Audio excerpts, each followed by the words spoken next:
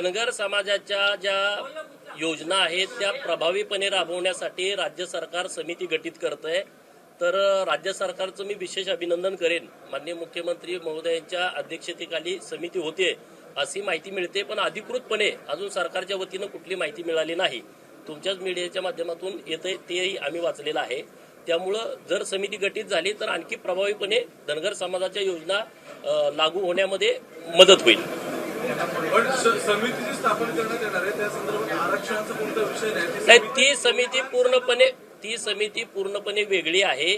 जी समिती visiting committee आहे, जे इतर राज्यामध्ये जाऊन आम्ही जी मागणी मीटिंगमध्ये केली होती 21 सप्टेंबरच्या की राज्य सरकारनं त्यांच्या अधिकारामध्ये धनगर राज्यात अस्तित्वात नाहीत आहेत हे धनगर आहेत हे हायकोर्टामध्ये ॲफिडेव्हिटवरती दिलेलं आहे। तर आमची मागणी सरकारकडे ही आहे, तुम्ही तर आता मान्यच केलंय की धनगर राज्यात अस्तित्वात नाही आहे तो धनगर आहे, तर तुम्ही राज्यातल्या सगळ्या कलेक्टरना सांगा धनगरांना एसटीचे दाखले द्यायला चालू करा। तेव्हा राज्य सरकारनं असं सांगितलं की ते अधिकार आम्हाला नाहीत आणि म्हणून मी काही मीटिंगमध्ये GR आणले होते की त्या राज्यांनी त्यांच्या अधिकारामध्ये ते GR काढले होते। त्यामध्ये छत्तीसगड, त्यामध्ये बिहार, मध्य प्रदेश आणि तेलंगणा या राज्याचे GR होते। तर ते GR त्या राज्य सरकारनं कोणत्या अधिकाराखाली काढले, त्यांनी एखादा काही सर्वे केला होता का, मागासवर्ग आयोगाकडून काही माहिती घेतली होती का, एकटीच फक्त माहिती घ्यायची आहे। आणि त्याच्याबद्दलची समिती सुद्धा मला वाटतंय अंतिम टप्प्यात आलेली आहे। माननीय देवेंद्र फडणवीस साहेब आणि एकनाथ शिंदे साहेब यांची मागच्या 2-3 दिवसापूर्वी पण भेट झाली, तर ही कमिटी गठीत होते।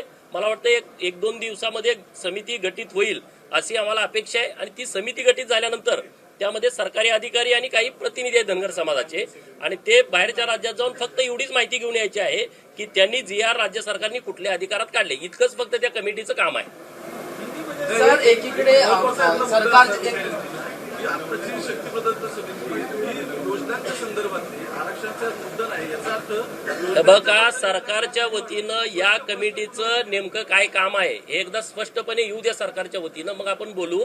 पण जी बाहेरच्या राज्यात जाणारी कमिटी आहे ती पूर्णपणे वेगळी आहे, त्यामध्ये सरकारी अधिकारी आणि धनगर समाजाचे प्रतिनिधी असा विषय आहे। सर, एकीकडे राज्य सरकार मराठ्यांच्या मुद्द्याला घेऊन पुढाकार घेताना पाहायला मिळते, धनगर समाजाच्या मुद्द्याला घेऊन पुढाकार घेताना पाहायला मिळते, पण याच सत्ताधारी पक्षातले एक नेते जे ते सरकारच्या विरोधात भूमिका मांडताना आणि ओबीसीचे मुद्दे मांडताना पाहायला मिळते।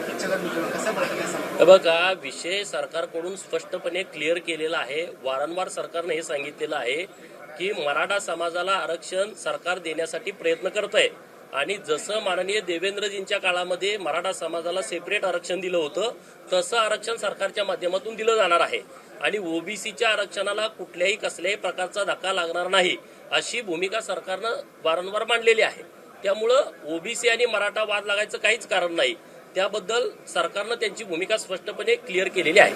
धनगर समाजासाठी 1000 कोटीच्या सरकारकडून विविध योजनांसाठी तरतूद केली, पण अशी माहिती मिळते की अद्यापर्यंत फक्त 400 कोटींमधूनच त्याचा वापर झाला आहे।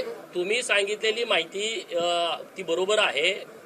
अधिवेशनामध्ये, हिवाळी अधिवेशनामध्ये राहिलेले जे काही पैसे आहेत, राहिलेला जो काही निधी आहे, मग तो घरकुलांच्या बाबतीमध्ये असेल, तो नामांकित इंग्रजी मीडियमच्या शाळेमध्ये ऍडमिशन मुलांच्या घेण्याच्या बाबतीमधला असेल, 5,500 विद्यार्थ्यांना ऍडमिशन दिलंय, आणखी 4,500 विद्यार्थ्यांची वाढीव फाईल अर्थमंत्र्यांच्याकडे गेल्या अनेक दिवसांपासून आहे, तर त्या बाबतीतला निर्णय असेल, धनगर समाजाच्या मुलांना हॉस्टेलला ज्यांना ऍडमिशन मिळत नाही त्यांना पैसे देण्याच्या बाबतीमधला विषय असेल, तर असे अनेक योजना त्यामध्ये आहेत।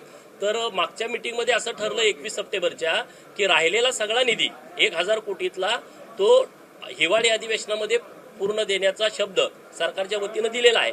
मग आता 7 डिसेंबरला हिवाळी अधिवेशन आहे, तर राहिलेला निधी त्यांच्याकडून आम्हाला मिळेल, कारण 25,000 घरं द्यायची होती, त्यातली 2300 घरांना निधी दिलाय, राहिलेल्या घरांना पैसे मिळाले नव्हते, तर ते पैसे वर्ग करण्याचं सरकारच्याकडून सांगितलेलं आहे। एबीपी माझा, उघडा डोळे बघा नीट।